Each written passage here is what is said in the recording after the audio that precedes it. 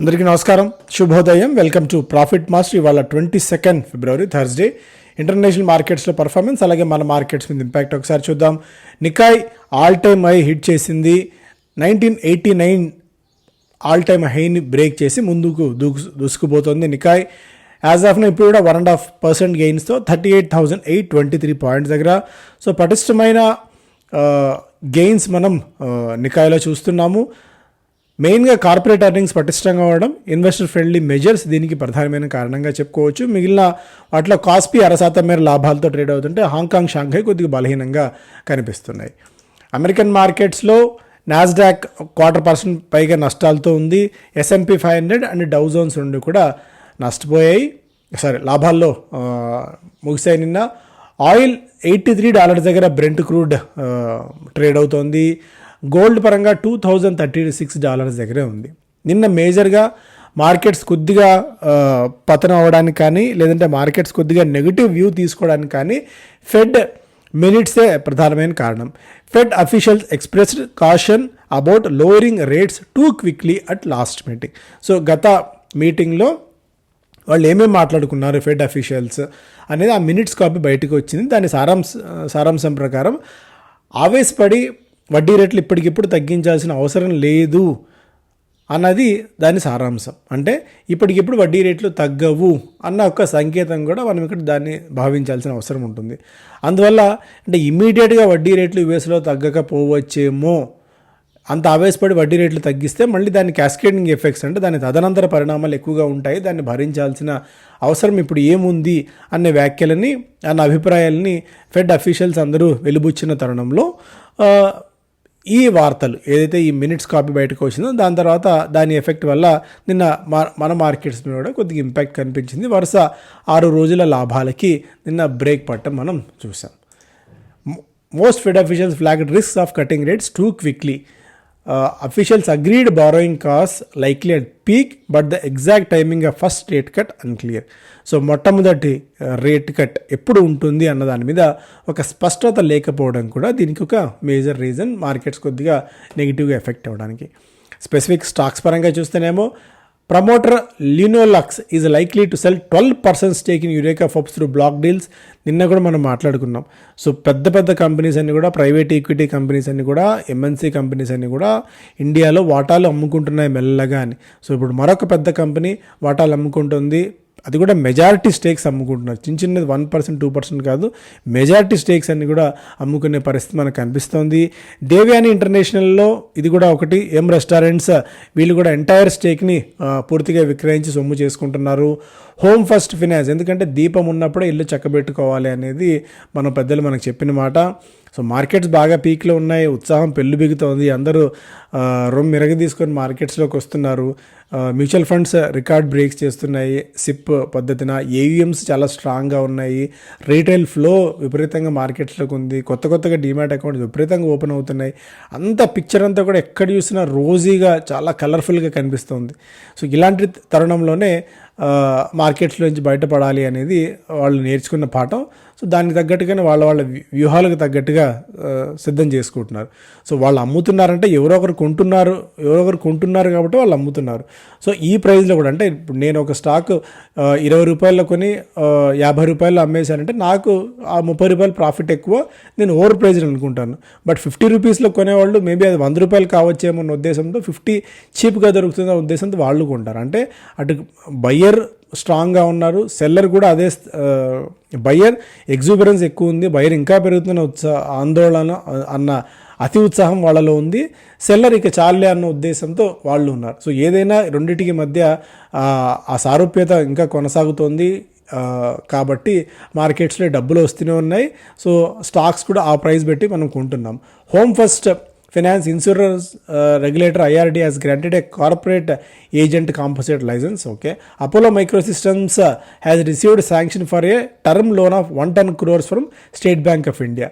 So అదొకటి. State Bank of India నుంచి 110 కోట్ల రూపాయల టర్మ్ లోన్ శాంక్షన్ అయింది. బ్రిగేడ్ ఎంటర్ప్రైజెస్ PVP వెంచర్స్తో ఒప్పందం కుదుర్చుకుంది for residential and 45-year lease for resort. The residential project is expected to generate a total revenue of 2,000 crores. So అది PVP ventures. So మన వాళ్ళదే అనుకుంటాను మన కంపెనీ. సో లిస్టెడ్ కంపెనీతో దీనికి సంబంధం ఉందా లేదా అన్నది కూడా ఇక్కడ చూడాలి. సో దాని సంగతి మళ్ళీ ప్రత్యేకించి చెప్పాల్సిన పని లేదు, ఎలా ఇన్వెస్టర్స్ ఈ స్టాక్లో ఇరుక్కుపోయారు అని చెప్పి. L&T Mindtree signed a memorandum of understanding with Euro Life, a leading insurance company in Greece powered by Fairfax digital. Okay, so పెద్ద ఇంపాక్ట్ ఉంటుందని అనుకోను. ఎకనామిక్ టైమ్స్ ఫస్ట్ పేజ్లో ఐటీసీ మే మంచాన్ పీక్ 15's 47% stake in Prataap snacks. So Prataap snacks లో వాటా కొనుగోలు చేయాలని చెప్పి హల్దీరామ్స్ చాలా పోటీ పడింది, చాలా ఉత్సాహాన్ని చూపించింది. బట్ మొత్తానికి ఆ వాల్యుయేషన్స్లో ఒక క్లారిటీ రాకపోవడం, వాల్యుయేషన్స్ పీక్గా ఉన్నాయని భావించిన తరుణంలో హల్దీరామ్స్ వెనక్కి తగ్గింది. ఇప్పుడు ఐటీసీ ప్రతాప్ స్నాక్స్ను వాటాలు కొనుగోలు చేయాలని చెప్పిన ఆలోచనలో ఉంది అన్నట్టుగా ఒక వార్త. సో ఈ పీక్ 15 వెంచర్స్ అనేది గతంలో సెకోయా క్యాపిటల్ పేరుతో ఉండేది. ఈ కంపెనీకి 47% దాకా ప్రతాప్ స్నాక్స్లో వాటా ఉంది. దీన్ని వాళ్ళు కొనుగోలు చేయాలన్న ఆలోచనలో ఉంది ఐటీసీ అన్నట్టుగా ఒక వార్త. ఓవరాల్గా స్నాక్స్ మార్కెట్ దాదాపు 43,000 కోట్ల రూపాయలుగా ఉంది. అది ఇంకో రాబోయే కాలానికి 95,000 కోట్లు, అంటే లక్ష కోట్ల రూపాయల దాకా వాల్యుయేషన్స్ పెరిగే అవకాశం ఉంది అన్నట్టుగా ఒక update. As of now Pratap snacks sales 400 కోట్ల రూపాయలుగా ఉంది. నెట్ ప్రాఫిట్ ఒక 11 కోట్ల రూపాయలుగా ఉంది. వాళ్ళ yellow diamond chips, Awadh namkeen అనేది చాలా popular brands. So stake sale కనుక జరిగితే అది ఓపెన్ ఆఫర్కి కూడా ట్రిగర్ అవుతుంది. అండ్ పెద్ద కంపెనీస్ అన్నీ లైక్ అబుదాబి ఇన్వెస్ట్మెంట్ అథారిటీ కానీ లాంటి కంపెనీస్ అన్నీ కూడా ఎయిర్టెల్కి చెందిన డాటా సెంటర్ నెక్స్ట్రా డాటాలో వాటా కొనుగోలు చేయడానికి ప్రయత్నాలు చేస్తున్నాయి. అయితే కార్లైల్ దగ్గర ఉందో ఆ వాటా కొనుగోలు చేయాలని చెప్పి. సో బైజూస్ ఎఫెక్ట్ ఒకటి, బైజూస్ మీద లుకౌట్ నోటీస్ ఒకటి జారీ చేసింది ఈడీ. ఆయన దేశం విడిచి వెళ్లేందుకు అవకాశం అయితే లేదు ప్రస్తుతానికి. అండ్ ఈరోజు రేపు వాళ్ళది బోర్డు మీటింగ్ కూడా ఉంది. ఆయన బూస్ట్ చేయాలని చెప్పి ఇన్వెస్టర్స్ అందరూ కూడా భావిస్తున్న తరుణంలో తదనంతర పరిణామాలు ఏంటో బైజూస్లో మనం వేసి చూడాలి. Restaurants exits Devyani's international entire stake of 871 crores అదొకటి. అండ్ ఇది కాకుండా ఫస్ట్ పేజ్లో ఇంకొక వార్త కూడా ఉంది. ఇది ED seeks lookout circular against Byju's Ravinder, jamming in Jamnagar biz tech elite to descend for Ambani's bash. So ఇక్కడ ముఖేష్ అంబానీ గారి రెండవ సుపుత్రుడు, ఆయన అనంత్ అంబానీ గారి వివాహ మహోత్సవానికి జూలైలో జరగబోతోంది. సో అంతకుముందు ప్రీ వెడ్డింగ్ సెలబ్రేషన్స్ జామ్నగర్లో జరగబోతుంది. దానికి ప్రపంచంలోని టాప్ క్లాస్ టాప్ క్రీమ్ అంతా రాబోతుంది అనేది ఒక మాట. SEBI set question Zee brass directors and fund diversion. దాదాపు 2,000 కోట్ల రూపాయలు చేతులు మారాయి, 2,000 కోట్ల రూపాయలు హస్తగతం చేసుకున్నారు, దాన్ని ఏదో విధంగా అక్రమంగా సొమ్ము చేసుకున్నారని ఒక అనుమానాలు తలెత్తిన తరుణంలో దీని మీద సెబీ పూర్తి స్థాయి దర్యాప్తు చేయడానికి సిద్ధమవుతోంది. సో జీ 130, 150, బిలో 100 రూపీసా? ప్రస్తుతం ఇది మార్కెట్స్లో ఉన్న చర్చ. ఎక్కడికి వెళ్తుంది జీ అనేది? మేబీ బిలో 100 అయినా వెళ్ళినప్పుడు ఒకసారి ఆలోచించేమో. ప్రస్తుతానికైతే జీ జోలికి వెళ్ళకపోవడమే మంచిది. Plans afford to digitalise KYC curb illegal online lending. So మొత్తానికి ఈ పేటీఎం దెబ్బతో కేవైసీని డిజిటలైజ్ చేయాలని చెప్పిన ఒక బలమైన నిర్ణయం నిశ్చయంతో రిజర్వ్ బ్యాంక్ ఆఫ్ ఇండియా ఉంది. అండ్ దానికి తోడు ఇల్లీగల్ ఆన్లైన్ లెండింగ్ బిజినెస్ మీద కూడా పూర్తి స్థాయిలో కట్టడి చేయాలని చెప్పి రిజర్వ్ బ్యాంక్ ఆఫ్ ఇండియా ఒక పటిష్టమైన నిర్ణయం తీసుకునే అవకాశాలు కనిపిస్తున్నాయి. Tender for GPS based tolls, ఇది చూడడానికి ఎక్కడో ఒక చిన్న మూల వార్త ఇది. బట్ ఇది ఒక పెద్ద బిజినెస్ మోడల్కి మార్గం కావచ్చేమో. ఒకసారి ఆలోచించండి. ఎందుకంటే మేబీ మనకి ఇంక ఎక్కువ కాలం పట్టకపోవచ్చు. ఈ టోల్ బేస్డ్ సిస్టమ్ నుంచి మనం జీపీఎస్ బేస్డ్ టోల్ సిస్టంలోకి మారబోతున్నాం. నితిన్ గడ్కరీ గారు దీని మీద చాలా ఫోకస్డ్గా ఉన్నారు. ఏవైతే మనం రూట్ ప్రయాణిస్తామో ఆ ప్రయాణించిన రూట్ వరకు మాత్రమే మనం టోల్ ఫీజు కడతాం, టోల్ చెల్లిస్తాం. ఇప్పుడు ఎగ్జిస్టింగ్ కొత్త వెహికల్స్కి జీపీఎస్ వచ్చే అవకాశం ఉంటుంది ప్రభుత్వం కనుక ఖచ్చితమైన ఆదేశాలు జారీ చేస్తే. అలా కాకుండా ఎగ్జిస్టింగ్ వెహికల్స్ ఎన్ని ఉన్నాయో వాటన్నిటికి కూడా జీపీఎస్ పెట్టుకోవాల్సిన అవసరం ఉంటుంది. ఇప్పుడు ఎలా అయితే ఫాస్టాగ్ ఖచ్చితంగా పెట్టుకొని తీరాలని చెప్పి ప్రభుత్వం ఆదేశాలు జారీ చేసిందో, ఇప్పుడు రెగ్యులర్గా ట్రావెల్ చేసే వాళ్ళకి ఈ జీపీఎస్ కంపల్సరీ కనుక అన్నట్టయితే జీపీఎస్ తయారు చేసే కంపెనీస్కి, ఆటో ఆన్సిలరీ కంపెనీస్కి విపరీతమైన డిమాండ్ ఒక్కసారిగా వచ్చి పడుతుంది. సో వాటి మీద కొద్దిగా అధ్యయనం చేయండి పూర్తి స్థాయిలో. ఏదన్నా మంచి ఆపర్చునిటీస్ వస్తాయేమో. Business strength new royal Enfield launches to power up Eicher. So maybe Eicher ఇక్కడ నుంచి కొద్దిగా పెరిగే ఛాన్సెస్ అయితే కనిపిస్తున్నాయి. బట్ ఓవరాల్గా అయితే అటు ఇంటర్నేషనల్గా కానీ ఎక్స్పోర్ట్ ఓరియంటెడ్ అండ్ దేశీయంగా పెద్ద పుష్ అయితే రావట్లేదు ప్రస్తుతానికి.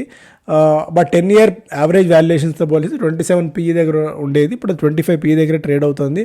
ఆ పాయింట్లో ఒక్కటే పాజిటివిటీ కనిపిస్తుంది కానీ బట్ మొత్తానికి ఇమీడియట్గా మనకి ఐషర్ మోటార్స్కి విపరీతమైన కిక్ అయితే రావట్లేదు. ఆల్రెడీ మనం మాట్లాడుకున్నాం. ఇది మారుతి జిమ్నీ కొత్తగా లాంచ్ చేసినప్పటికీ అది డిజాస్టర్ అయిపోయింది. కేవలం 163 యూనిట్లు సేల్ చేసింది జనవరిలో. బట్ థార్కు పోటీగా వచ్చింది అనుకున్నారు కానీ థార్ దరిదాపుల్లో లేవు. థార్ 6059 యూనిట్లు సేల్ చేస్తే వీళ్ళు 163 యూనిట్లు మాత్రమే. సో మొత్తానికి ఆ జిమ్నీ అనేది అయితే ఇక డిస్కంటిన్యూ అయినా కూడా ఆశ్చర్యపోవాల్సిన అవసరం లేదు. సో ఇదొక వార్త. 130 150 బ్రేక్ చేస్తే 130, ఇక అది బ్రేక్ చేస్తే కూడా ఎక్కడికి వెళ్ళిపోతుందో కూడా తెలియదు. గ్రాసిమ్ తీసుకొచ్చిన కొత్త పెయింట్స్ ఏదైతే కొత్త బిజినెస్ ఉందో బిర్లా ఓపస్ అనేది అదొక సంచలనంగా మారబోతుంది. అందుకే గత కొద్ది కాలం నుంచి పెయింట్ స్టాక్స్ అన్నీ కూడా బాగా వీక్గా ట్రేడ్ అవుతున్నాయి. లైక్ మేజర్ కాంపిటీటర్ అయిన Asian paints year to date -12%, Berger paints -7%, consignor like -7 trade అవుతున్నాయి.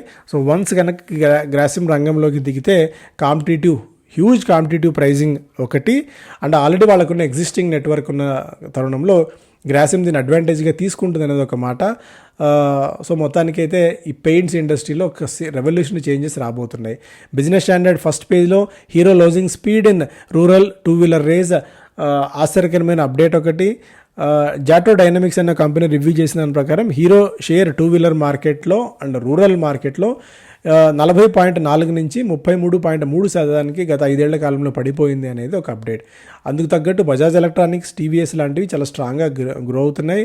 అండ్ ఎలక్ట్రిక్ వెహికల్ స్పేస్ ఇప్పటికిప్పుడు ఇమీడియట్గా రూరల్ మార్కెట్లోకి ఎంటర్ అవుతుందని అయితే అనుకోవట్లేదు. బట్ మొత్తానికి హీరో అయితే తన పట్టును మెల్లగా కోల్పోతోంది. ఐటీ స్టాక్స్ రివైవల్ కావచ్చు ఒకవేళ వడ్డీ రేట్లు కనుక తగ్గినట్టయితే అని చెప్పి. బట్ ఇక్కడ కొన్ని companies HCl tech Mahindra, Cognizant, TCS అని చెప్తున్నాయి. ఇంకొందరేమో విప్రో, సొనాటా అని చెప్తున్నాయి. బట్ వాటన్నిటితో పోలిస్తే మేబీ ఐటీలో ఉండాలి అనుకుంటే బెటర్ మనకి thematic funds, IT thematic funds వైపు వెళ్ళడం మంచిదేమో అన్నట్టుగా కనిపిస్తోంది. నోవెలిస్ ఐపీఓ కారణంగా స్టాక్ అయితే ఒక బెనిఫిట్ రాబోతోంది హిందాల్కోకి. ఇమీడియట్గా డబ్బులు అవసరం వీళ్ళకు హిందాల్కో కూడా లేదు. దాదాపు 3,400 కోట్ల రూపాయల క్యాష్ కూడా ఉంది బ్యాలెన్స్ షీట్లో. బట్ అప్పులు కూడా 35,000 కోట్ల రూపాయల మేర ఉన్న తరుణంలో హిందాల్కోకి ఇప్పటికిప్పుడు వచ్చిన ఇబ్బంది ఏమీ లేదు. నోవాలిస్ నుంచి డబ్బులు కూడా తీసుకోవాల్సిన అవసరం లేదు ఒకవేళ అక్కడ ఐపీఓ ప్రొసీడ్స్ ద్వారా వచ్చినట్టయితే. బట్ ఇక్కడి నుంచి కూడా 600 రూపాయల దాకా ప్రైస్ టార్గెట్స్ చెప్తున్నాయి most of the broking companies. So already మనం మాట్లాడుకున్నాం. సో మార్చి 10th Hyderabad university education meet జరగబోతుంది. దానికి సంబంధించిన వివరాలని కూడా మీకు ఈ మన రెగ్యులర్ ఫోన్ నెంబర్స్కి వాట్సాప్ చేస్తే మీకు వివరాలు తెలుస్తాయి. ఖచ్చితంగా ముందే ఎన్రోల్ చేసుకుని ముందే షెడ్యూల్ని ప్లాన్ చేసుకునే విధంగా మీరు రెడీ అవ్వండి. Thank you so much.